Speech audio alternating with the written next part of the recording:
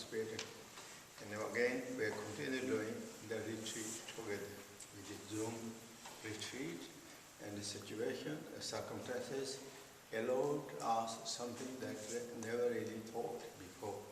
Before is happening, is in a way, that way is wonderful. We can all get connected together and discussing the teaching of the gracious teacher of the Buddha Shakyamuni, lineage masters. Some really also support a little bit and help to each other, support each other, in a way a little bit inspired to each other, and practicing, deepening practices of our loving kindness and compassion thought for all living beings. That's what we are talking. That was we are really trying to learn that.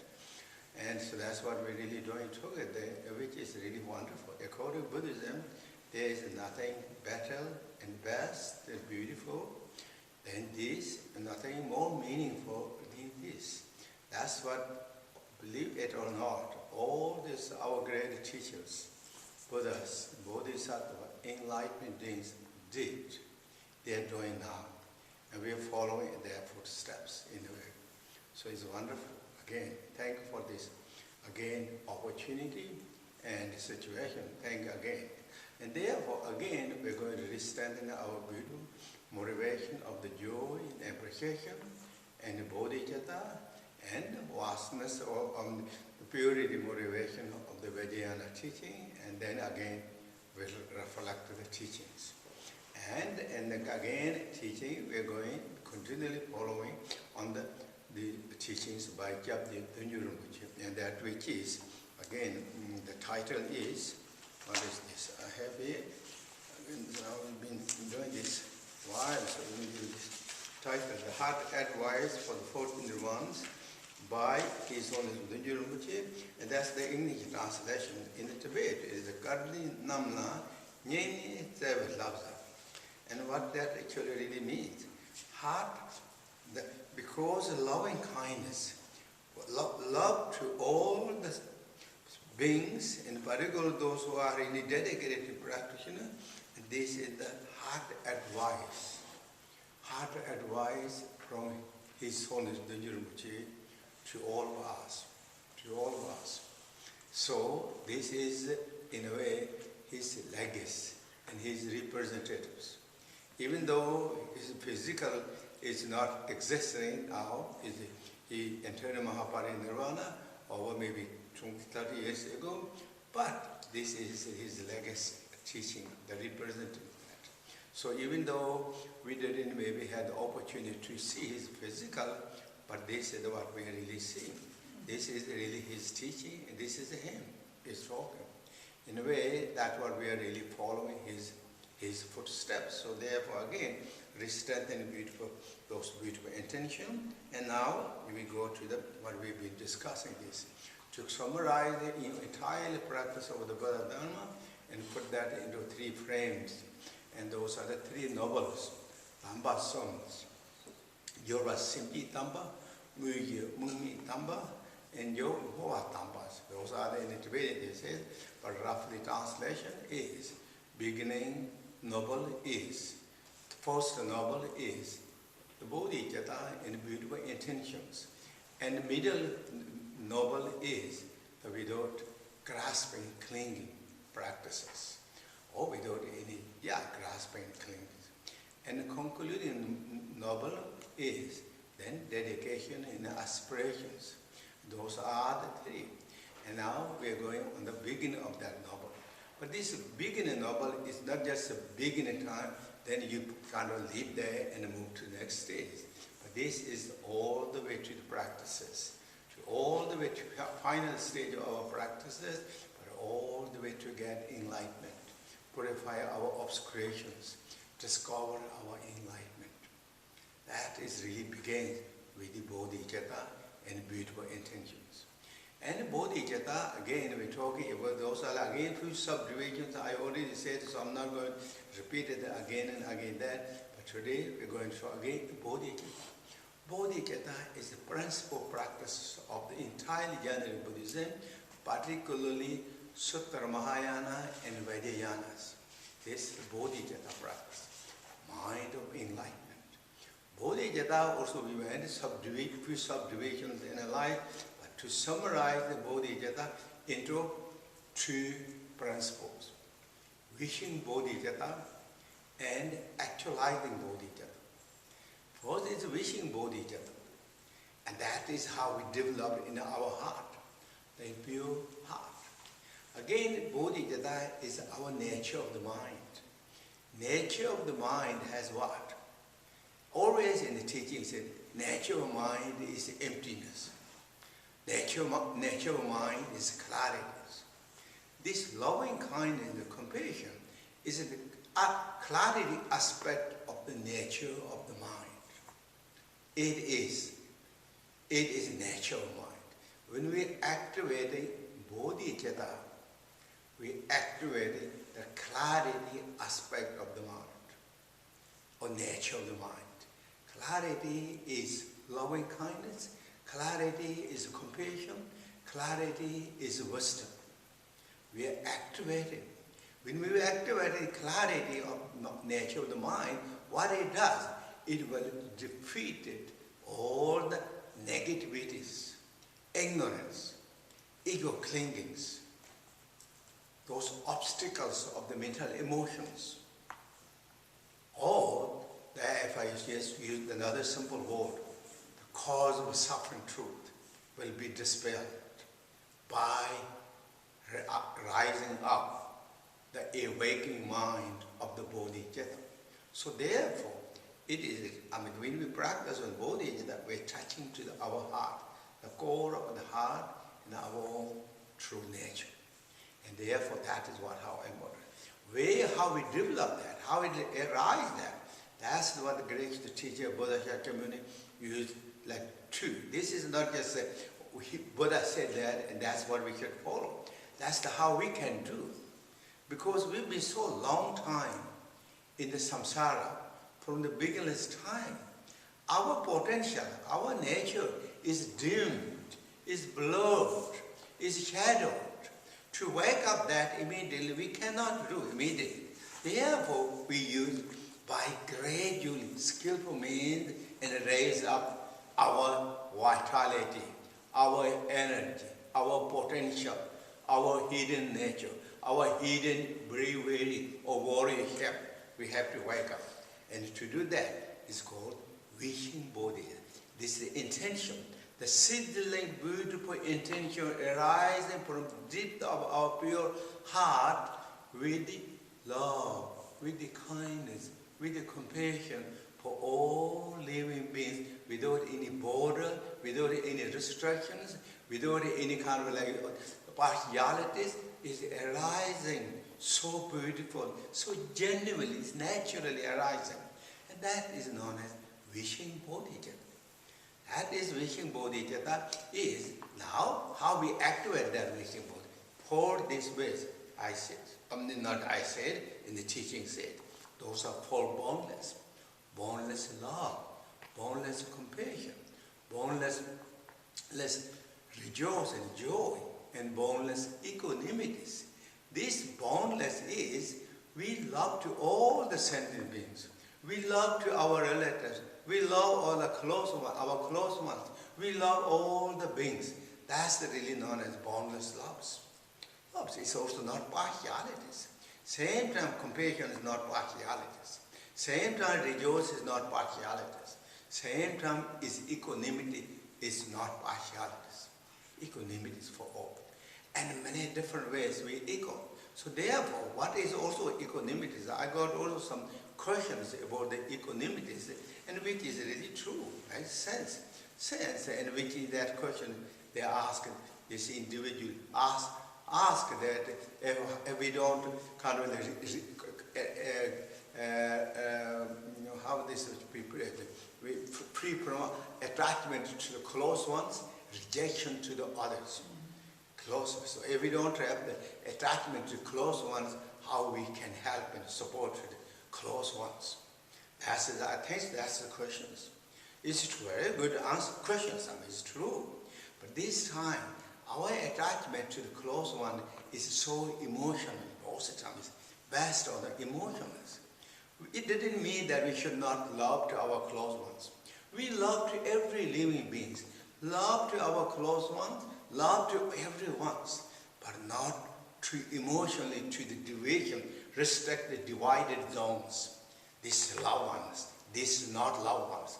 Moment we say word, our loved ones, which is wonderful, beautiful, really good in samsara, but in a Dharma level, when we talk in Bodhichitta level, we met these boundaries, I believe, that word, boundaries. We love ones. That means there is someone that we don't care. That kind of impression right there. In the Bodhichitta, the eye of the Bodhichitta, the heart of the Bodhichitta is equal to everyone. Love everyone. It didn't mean we don't love anyone.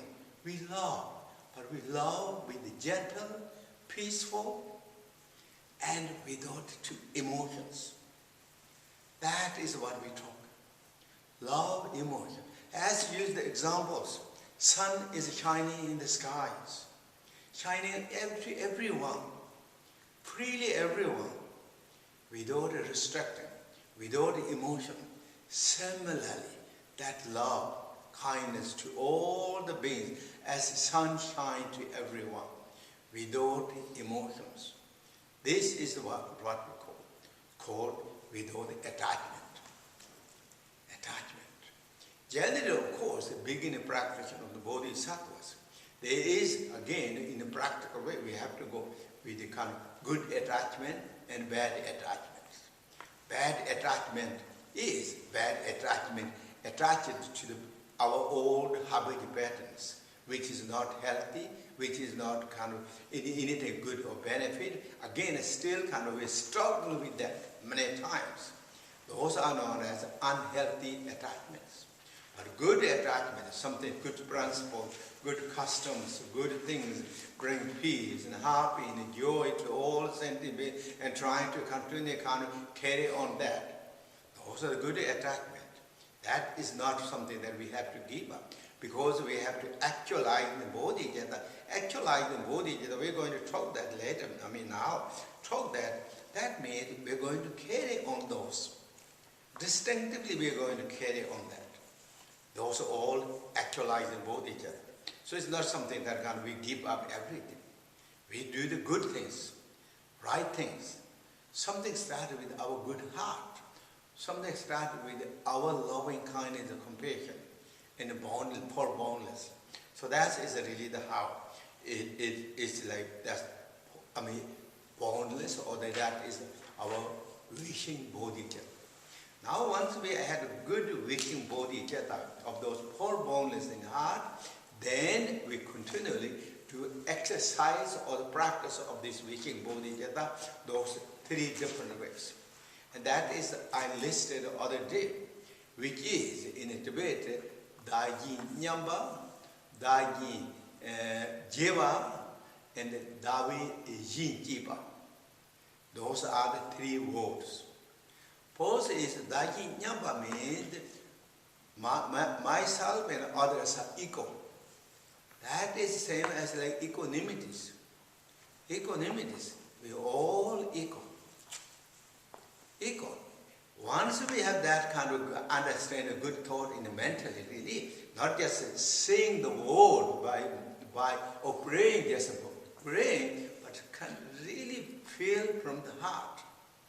Heart, when you have that, then we can again do mentally Daji Jeva, which is, in it also Western, it's become quite a popular word, Tongli, the very word, Tongli. Tongli is Daji Jeva. Daji Jeva, in it way, another word, Daji Jeva, means we're exchanging. Tongli means exchanging. That means when the poor boundless is become quite strong and beautiful, then you now lift up that poor boundless next level. All equal. Everyone is equal. This equal, again, is not just saying the prayers, but from the heart that you feel. And our eye of love, everyone is equal. And our eye of compassion, everyone is equal. Or our heart, everyone, heart of our love, everyone is equal. Heart of our compassion, everyone is equal. Really feel that. Equal means like me. How I like to be happy, peaceful, joy, relaxed, comfortable. Same thing. The others, same thing. They want to be happy, they want to be peace, they want to be joyful, they want to be successful, they want same thing. Really, truly. That is what they call equal. Equal. That is equal. Then we all equal. And I said the other day, you know this, I'm not just I'm saying and then you only know that time. I shouldn't say kind of that way. But we receive those teachings, we know this. Emotional level we equal, physical level equal, or biological level we equal, psychological level equal, need level equal, vision level equal, and where we live on this earth, we live the similar things. So it's equal. Not just only in this world, according to Buddha's teaching, the beings of 6 realms have the same desire. All the beings of 6 realms have same desire. They like to be happy, they like to be peaceful, they like to be kind of successful, they like to be comfortable, and everyone is equal. But then same thing, again, same as like us, even if we want, we're not always achieving that, fulfilling that, achieving that. And we're thinking, we're presuming we're doing something good for us, doing something, but reality knocking our head because ego clinging, negative emotions are completely manipulating, diluted, and completely diluted. Diluted, and we kind of completely doing the opposite action is the opposite action than our heart really want, what we want. That happens. That we all doing. That is due to the unknowing situation. Blocking and then even thinking is good for us, but doing something bad. And that's the reason Great Master Shantideva said, even they want the happiness, peace, they're thinking that I'm really going to get in the happiness, but reality they're running for the suffering because of ignorance. That's what the Great Master Shantideva said. That's true. So that's what we're really doing. Therefore, feel compassion. How this pathetic, all these beings, even the desire and the actions are not really matching up there. And even they want, they're doing something completely different. And for those reasons, I'm going to really develop my enlightenment and make something that I can benefit. Happy, the goal of your heart, goal of our heart, if we have that attitude, thought, that is genuine, beautiful, wishing Bodhichitta. And then equanimity realizations.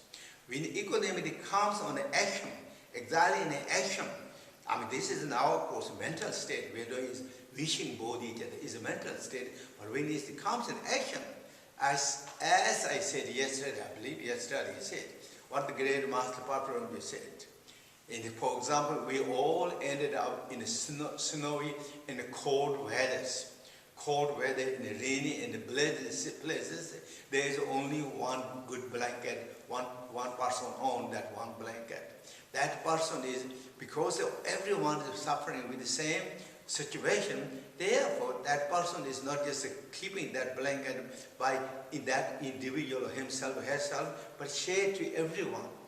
Oh, we all the same, we all suffering with this cold, so I'm going to help it to this to all.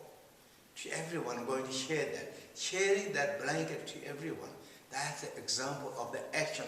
I'm not talking, it's not the time now to do the action, because gracious teacher Buddha Shakyamuni said, even your heart is so strong of your Bodhichitta, but when it comes to the action, follow them according to your capabilities and situations. We have to be practical. journey of the Bodhichitta activity is not just a few weeks, few months, few years, few lifetimes, until every living being is reached Buddhahood, enlightenment. Therefore, we have to, this goal is long lasting. Therefore, we have to build up. We have to build up slowly our capabilities, our wisdoms, our knowledge, our experience, our realizations, and purify our obscuration, negativities, and that means also it will building up our capabilities, getting stronger and stronger. Then we expand our capability, helping support, expanding, and then all the sentient beings. But mental level, we must think all the living beings as wishing Bodhichitta, as boundless. Mind don't have to be limited, except the ego clinging sometimes in limitation. We make boundless. But when it comes to the action, we have to follow our capabilities, our situation, our circumstances. Or even you have the capability, but others are not ready to receive all your assistance and support, that won't help. That's called, if you pushing that or imposing that, that is known as unskillful activity of the Bodhichattas. Therefore, this Bodhichitta activity, benefited activity is gentle, peaceful, very effective, and very steady, and never tired and never bored.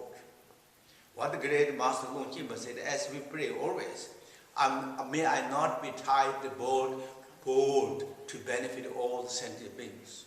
From your heart, or our heart, be strong, firm, open, relaxed, continuing, but when it comes to the art, or reaching to the others, do according to readiness.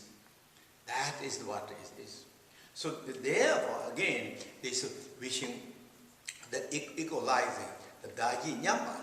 In other words, again, the great master in the lineage master said the example of when it comes action, for example, what he said, how they said, is very beautiful examples. And I will say again that, for example, now, two men is traveling together. Now one man has really thought of this equanimity or equal, we all equal. And one man don't have shoe, walking bare feet. One man has shoes. So now they are again in a snow. So one man has shoe, but one man don't have shoe. And the person who has Bodhichitta, that equalizing, that Nyamba attitude or that realization, he take out one of his shoes, give to that other ones. So now that both individually has one shoe. Shoe and one shoe, they both don't have one shoe. One feet they don't have shoe, one feet they have shoe. And they shared his shoe, that shoe, 2 feet shoe, shared to 2 feet or feet shoe, they shared to that other person. That is known as equalizing when it comes to action. But for us, of course, at this beginning time, we cannot do that. We have to do slowly our capabilities. And readiness, gradually, with joy, with appreciations, with happy, with peace. Once you do that, you feel happy. Oh, I did something good. May I able to do more than, able to do more even for more future, that kind of wishing that. So that is an example of the equal. The second is Tungli practices. Tungli, exchanging, Daji Jeva in Tibet. That is actually really in the teaching said, that is active Bodhichitta status. Now, of course, in the beginning time, we do the Tungli practice mentally. What do Tungli mean? You're giving happiness to the others. Happiness. And taking their suffering, the difficulties. What the great master Shantideva said, you give 3 things. Your body, your wealth, your marriage choice, your marriage. Those are in the teaching said the object of the clinging. Where we clinging. We cling to our body, our wealth, our merit, or our reputations, our something title, all that. Now you're giving that way. Giving that mentally. This is mentally practice. Again, it is wishing Bodhichitta practices. That three things you give. How you're going to give? How we're going to give? Without any expectations. Without any grasping, clinging. Without any return. Return in this life, return in the next lifetime. Without any acknowledgement from others. That means what? It's an open gift, open heart gifts. And that is known as what to this time. For example, many times in the teaching say, give the happiness, peace. Those ancient great masters of the Kadam schools use the breathings. Exhale, give all the joy and peace, happiness, our meritorious to all the beings. Exhale. Inhale, take all their suffering, the difficult troubles, courageously taking inwardly. Doing those exercises, that is what's called wishing Bodhichitta exercises. This is, again, in the teachings, it is so powerful. So powerful. For example, in the teaching said, the greatest teacher, Buddha Shakyamuni, quoted in hce teaching, once upon a time, Buddha was just a regular individual, as many of us. Regular, that means so many emotions, so many negative, so many karma, so many emotions, that time. And that time, the previous reincarnation of the Buddha Shakyamuni was in hell realms. You heard those stories from many great masters. And he was in hell realms. The other friend, the same person, both are in hell realm, they're pulling the iron chariots. The other individual was very, what's called, weak. He can't pull the iron. The Buddha, the reincarnation, former reincarnation, Buddha was strong, so he kind of looks like can pull in a pull. But others we can't pull. Even if he cannot pull, that other one, this agent of the hell realm, beating him with the iron fists, iron hammers. Buddha, the previous reincarnation of Buddha, who was in the hell realm, pulling the iron chariot, feels so compassion to him. Why he is beating him? He cannot do. It's not something that he don't want to do, but he cannot. I'm going to take that. I'm going to take his share. I'm going to pull out that iron chariot. In the teaching, in Buddha's teachings, the moment he had that attitude and thought in his heart, he the Buddha, the karma of that hell realm, being in hell realm, his Buddha's previous reincarnation completely purified. The moment that intention, that pure heart, good intention, the compassion rose in his heart, purified. That is karma. And that is the beginning of the Bodhichitta, wishing Bodhichitta in the teaching, say the Buddhas. That is the beginning of how he began to shake up, redirect his passages.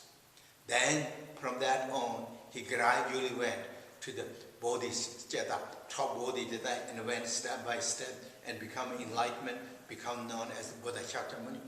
That's what the really great teacher, Buddha Shakyamuni, said.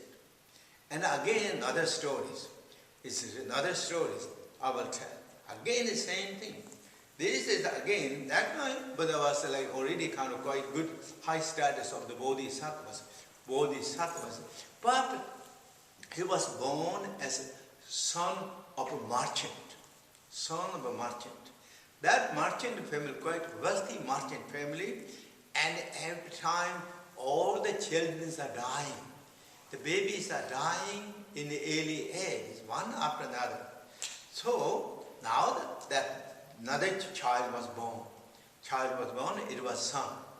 And so they thought, the parents worried so much, again is going to die. And many times the customary, they change the names. So even though this son is boy, but they named him, nickname as girl. So what is his names? Father's name is Zahu, and his name is Homo, daughter of Zahu. But he was not daughter, he was his son, boy. So now the daughter of Zahu is growing. While he is in the tens, his father died. In ancient time, those merchants in the teaching say that they go in the ocean to get a lot of jewels from the other shore of the ocean. And they go to the ocean by the boat, and then typhoon came, and everyone died on the sea. So father never returned. And mother was so worried.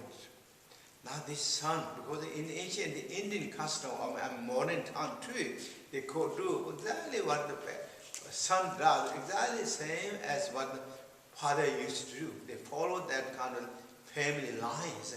So mother was so much worried.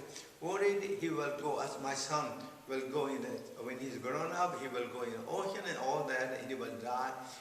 And so now, traditionally, then when the son grows up, and what they do the family activity, father's activity. So father, now the young boy is really growing, and he asked mother, what is my father's professional job? And he said, oh, your father's professional job is to collect the firewood from the forest and sell that in the city. So that is what your father used to do. So then he thought, okay, I'm going to go to my father's job. I'm going to collect the dry wood from forest and sell, bring that back and sell that in the city. So he's been doing that. And many people said, why are you doing that? Because this is not your father's job. And then one after another, it lead him. Then finally, he understood his father's job is a merchant and go to the ocean. So everybody, the young boys, grown-up boys, the teenagers, youthful, now the more than teenagers, start saying this to his friends, they say, why we don't go in the ocean? You tell us, traditionally, your father is like who lead, you're the sailor, you have to do this and that things. So he came back to the mother, he was so obedient to the mother. He said, mother, everyone is saying that my father's job is to go to the ocean. Now you kind of tricked me all the time, and now I'm going to the ocean. And mother says, don't go. Please don't go. Don't make that attempting that. Don't go. And so do what I said. And he said, no, I'm going. So that must be many days, I don't know what. But however, finally, mother never changing that statement. And he don't want to take statement. And finally, he prepared with his friend all those arrangements of the going to the ocean, boat and everything. He's going to leave. And mother, when he said, I'm leaving, and mother held his legs, and his mother said, I'm not let you go. We have to go.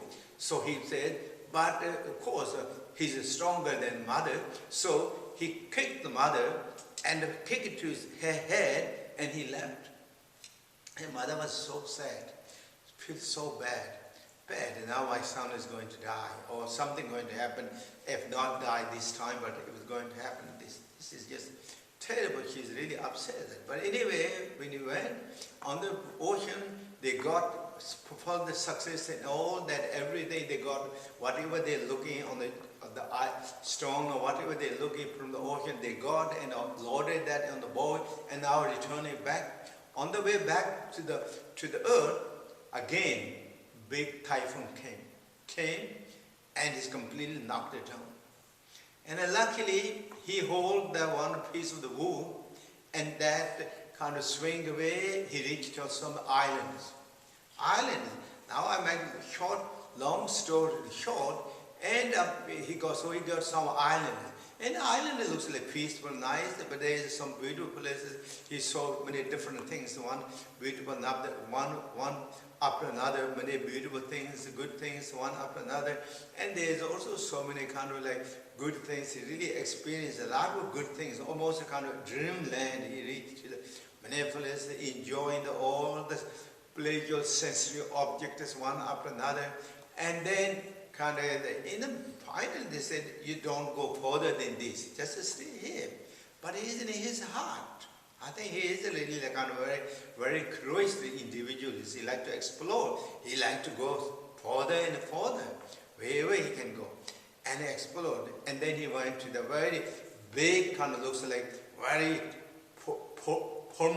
formidable castle.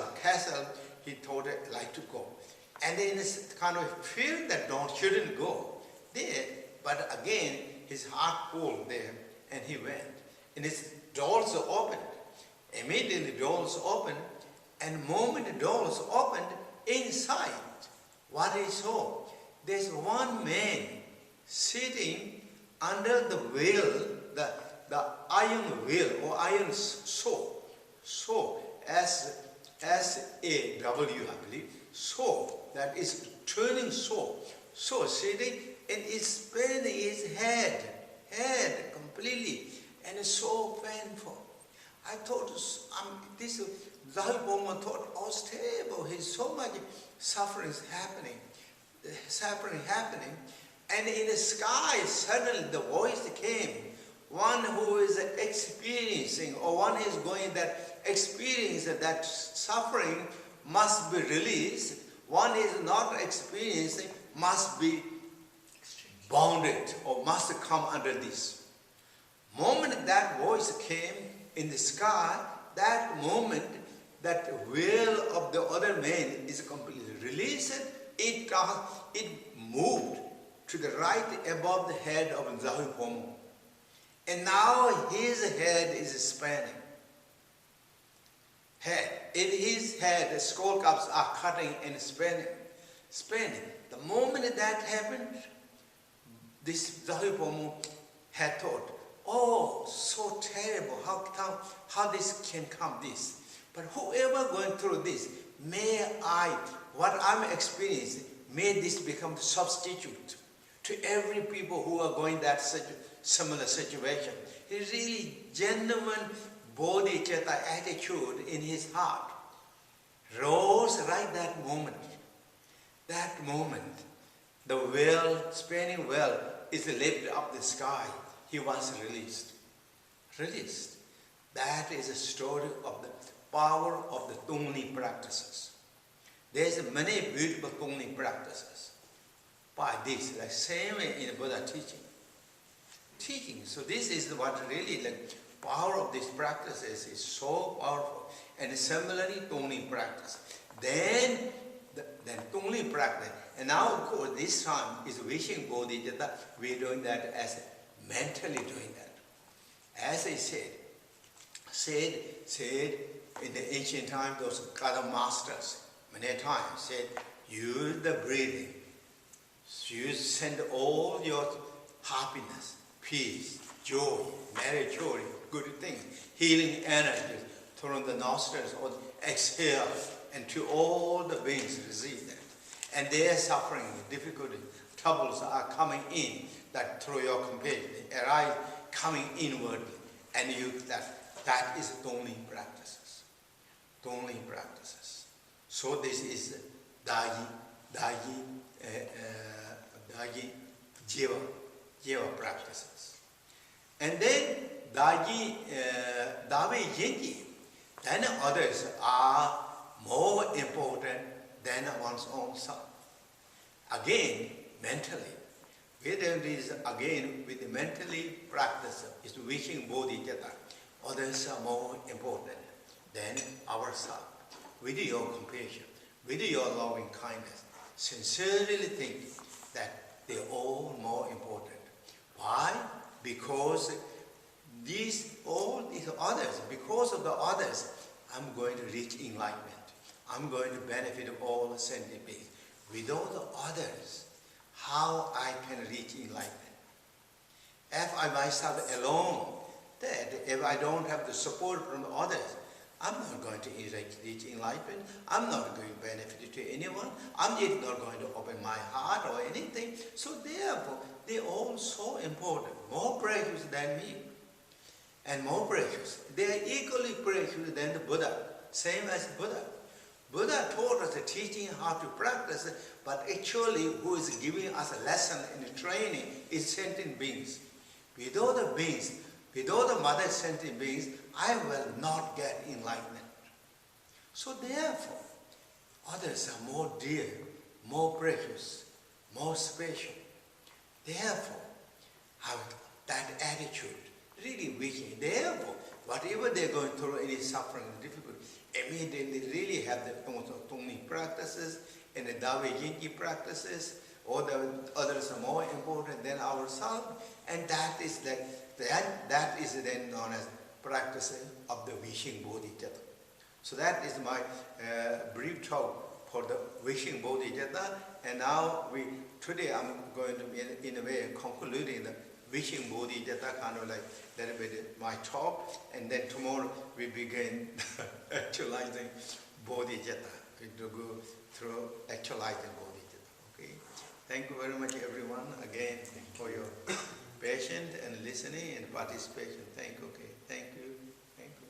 Thank you. And there's of course the lot of beautiful also story of this.